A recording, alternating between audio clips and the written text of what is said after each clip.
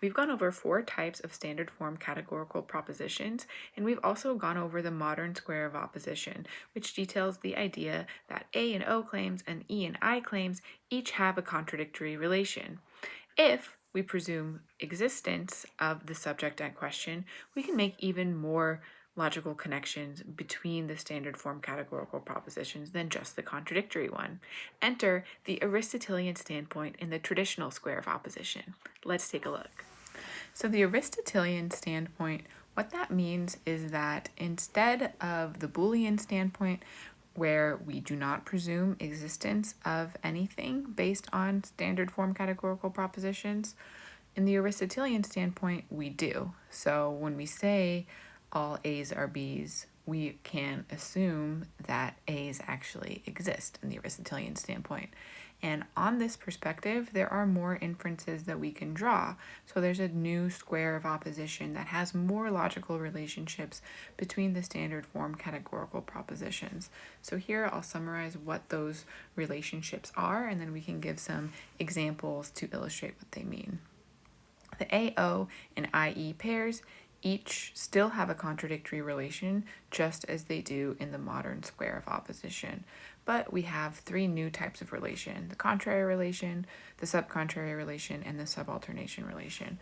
So let's look at an example. An A statement, all S are P, for example, all cats are mammals. This is a true A statement, which means the corresponding O statement that says no or some cats are not mammals, that corresponding O statement has to be false since A and O are contradictory. And the subalternation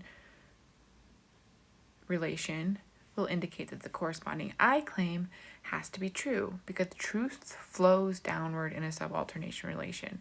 This corresponding I claim is that some cats are mammals. If we assume that cats do exist based on all cats are mammals, then it does follow that some cats are mammals. The corresponding E claim is that no cats are mammals. This is a contrary relation, which means that both A and E can't be both true, which means no cats are mammals must be false. So that is one example of all of the types of relation. Now let's look at the subalternation relation in a little bit more detail. Here's an I claim, some S are P. So one example of an I claim would be some cats are tabby cats. The corresponding, and this claim is true, it is true that some cats are tabby cats. The corresponding A claim would be that all cats are tabby cats. Well, this is false, but this is not false due to a matter of logical necessity.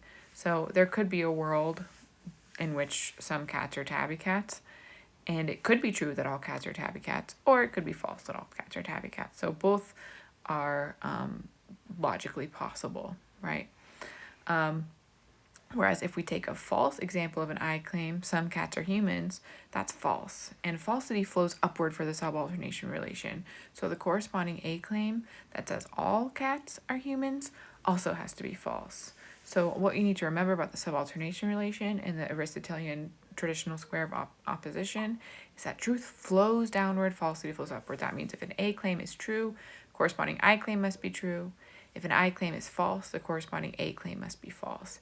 Any other situation, and we would have a logically undetermined truth value of the other claim. You can use Venn diagrams to convince yourself why this is the case. Because, given the Aristotelian standpoint, when we have a shaded region, we can assume that there's an entity in the other region. So the A claim that shades the region that has no overlap between S and P implies that there's going to be an entity in the region with overlap because we can assume S exists, if that makes sense. So that's why we can make some inferences we can't make in the modern standpoint, the Boolean standpoint. Let's next look at the contrary relation, the relationship between the A claim and the E claim. In the contrary relation, both can't be true. So an A claim and its corresponding E claim can't both be true.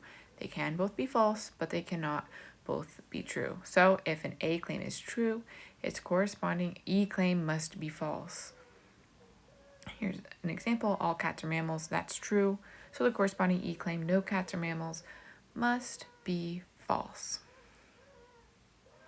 Here's an A claim that's false, all candy is blue. That's false. The corresponding E claim is logically undetermined. The idea that no candy is blue could be true or it could be false if we were living in a world where it was false that all candy is blue. Next, let's look in a little bit more detail at the sub-contrary relation. For the sub-contrary relation, both claims can't be false. So an I claim and its corresponding O claim can't both be false. So if an I claim is false, the corresponding O claim must be true. If an O claim is false, the corresponding I claim must be true. Any other situation and the other will be logically undetermined. So for example, let's look at one example of an I claim.